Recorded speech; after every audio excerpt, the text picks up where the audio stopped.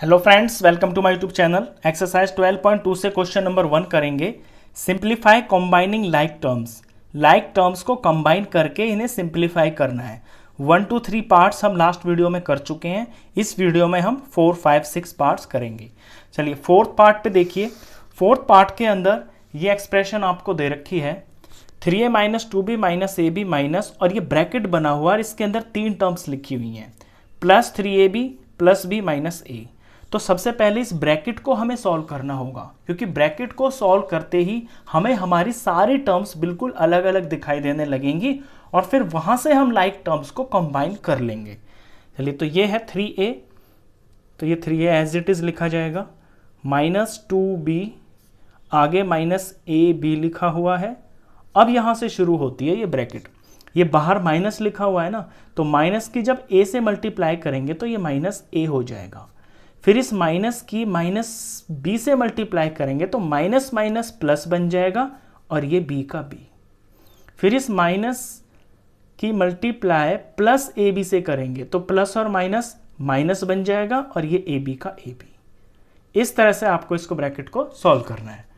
आगे जैसा है एज इट इज आप कॉपी कर दीजिए, क्योंकि यहाँ कोई ब्रैकेट वगैरह कुछ नहीं है, सारी टर्म्स अलग अलग लिखी हुई हैं। तो ये सारी टर्म्स अलग हो गई हैं। अब इसमें से हम लाइक टर्म्स को अलग अलग करते हैं। तो यहाँ पे जो टर्म्स हैं ए की हैं, बी की हैं और ए बी की हैं, तो ए की टर्म्स को मैं सबसे पहले अकेला कर लेता हूँ एक साथ।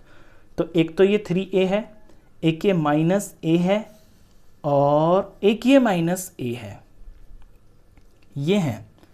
तो 3a ये मैंने पहले लिख लिया, और माइनस a ये लिख लिया, और माइनस a ये लिख लिया।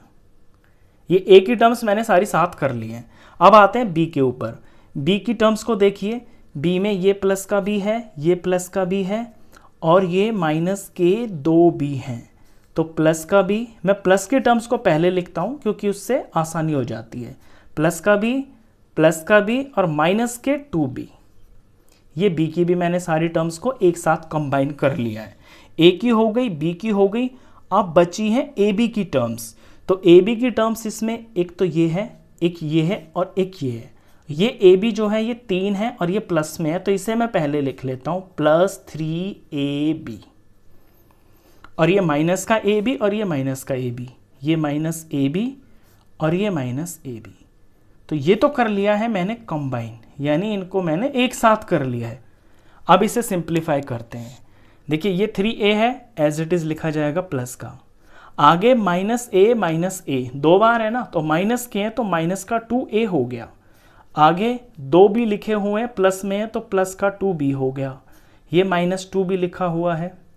आगे 3ab प्लस का है, 3ab लिख दिया मैंने, और माइनस के 2ab लिखे हुए हैं तो माइनस के 2ab हो गए।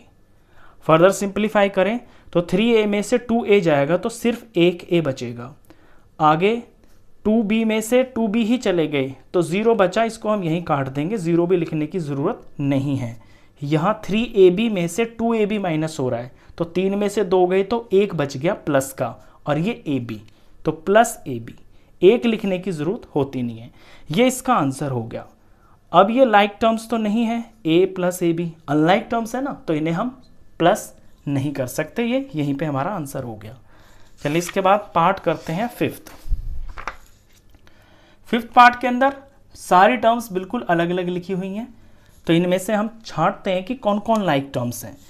इसमें जो टर्म्स हैं वो हैं x की, और y एक्स स्क्वायर की टर्म्स हैं, y स्क्वायर की टर्म्स हैं, और x y स्क्वायर की टर्म्स हैं, और x स्क्वायर y की टर्म्स हैं। इसमें 4 तरह की टर्म्स हैं, तो हम x स्क्वायर से ही शुरू कर लेते हैं। यहाँ पे मैं पहले एक्स स्क्वायर को ले लेता हूँ। एक्स स्क्वायर हो गया 1 और एक्स स्क्वायर हो गया 2, ये 2 टर्म्स एक्स स्क्वायर की हैं, तो ये एक्स स्क्वायर हो गया, प्लस का मैंने पहले लिख लिया, और माइनस का 5x स्क्वायर ये हो गया। अब ले लेता हूँ मैं वाई स्क्वायर की टर्म्स को। वाई स्क्वायर की यहाँ पे मुझे 2 टर्म्स दिख रही हैं, एक तो है ये वाली और एक है ये वाली, दोनों ही माइनस की हैं। वाई स्क्वायर हो गया, वाई स्क्वायर हो गया, और यहाँ भी एक ये वाई स्क्वायर की टर्म है, ये 3 टर्म्स है वाई स्क्वायर की, और ये तीनों ही माइनस की हैं, तो किसी को भी आप पहले लिख लो, कोई फ़र्क नहीं पड़ता। 3y² लिख लिया मैंने, और ये माइनस की है, ये माइनस का y² लिख लिया मैंने, और ये माइनस का 3y² लिख लिया मैंने। ये और ये अलग अलग हो गई हैं। ये लाइक टर्म्स x² की हैं, ये लाइक टर्म्स y² की हैं। अब आते हैं x² y पे। तो x² y ये एक टर्म है, और x² y ये एक टर्म है, और बस ये दो ही टर्म्स हैं। ये x² y नहीं है, ये xy² है, तो ये अलग होगी। तो ये लिख लेता हूँ मैं, 5 प्लस का है प्लस 5x² y और प्लस 3x² y। आगे पीछे होने से कोई फ़र्क नहीं पड़ता, वेरिएबल्स की पावर सेम है। तो ये प्लस 3 और yx²। अब बची है चौथे तरह की टर्म, वो है xy²। ये अकेली ही टर्म है, कोई भी और इसके अंदर ऐसी टर्म नहीं है जो xy² की फॉर्म की हो। तो ये हम अलग लिख देते हैं, 8xy²। तो चार तरह की इसमें टर्म्स हैं, चारों को हमने अलग अलग कंबाइन कर लिया। अब सिंप्लीफाई कर देते हैं। ये x² की, ये x² की, ये +1 है, ये -5 है। तो -5 और +1 हो गया है -4। प्लस माइनस माइनस सब्ट्रैक्ट हो जाता है, बड़े का साइन आ जाएगा, -4x²। इसके बाद y² पे आते हैं। y² की तीनों टर्म्स माइनस की ही हैं, तो तीनों के कोफिशिएंट ऐड हो जाएंगे। ये 3, 4, 5, 6, 7, तो माइनस का 7 और ये y²। आगे x² y की दो टर्म्स हैं, दोनों प्लस में है, कोफिशिएंट सॉल्व हो जाएंगे, तो 5 और 3 हो गया है 8, और प्लस का 8 और x² और ये y। ये टर्म बिल्कुल अकेली है, इसका कोई साथी है ही नहीं, तो जैसी है ये एज इट इज लिखी जाएगी, xy²। तो -4x² -7y² प्लस 8x² और प्लस 8xy²। ये चारों के चारों टर्म्स जो हैं, अब ये अनलाइक टर्म्स हैं, तो इनका तो हम कुछ कर नहीं सकते, इन्हें हम सिंप्लीफाई नहीं कर सकते आगे। यही हमारा आंसर है। चलिए इसके बाद 6th पार्ट करते हैं। 6th पार्ट के अंदर इसमें ब्रैकेट दिख रहा है आपको, तो पहले ब्रैकेट की तो कोई टेंशन ही नहीं है, क्योंकि ब्रैकेट से पहले कुछ भी नहीं है मल्टीप्लाई करने के लिए। तो इसे तो आप ऐसे ही कॉपी कर सकते हो, 3y² प्लस 5y -4। इसे सॉल्व करने के लिए ये जो माइनस है, ये बारी बारी से सब को मल्टीप्लाई करेगा। माइनस की 8y से मल्टीप्लाई होगी तो -8y हो जाएगा। माइनस की -y² से मल्टीप्लाई होगी तो माइनस माइनस प्लस हो जाएगा, और ये y² हो जाएगा। माइनस की -4 से मल्टीप्लाई होगी तो माइनस माइनस मिलके प्लस हो जाएगा, और ये 4 हो जाएगा। अब इसके अंदर टर्म्स देखता हूँ मैं। एक तो है इसके अंदर y² की टर्म्स, एक है y की टर्म्स, और फिर है इसके अंदर कॉन्स्टेंट्स। तो ये y² की टर्म है, ये y² की टर्म है, इन्हें एक साथ लिख लेता हूँ, 3y² प्लस y²।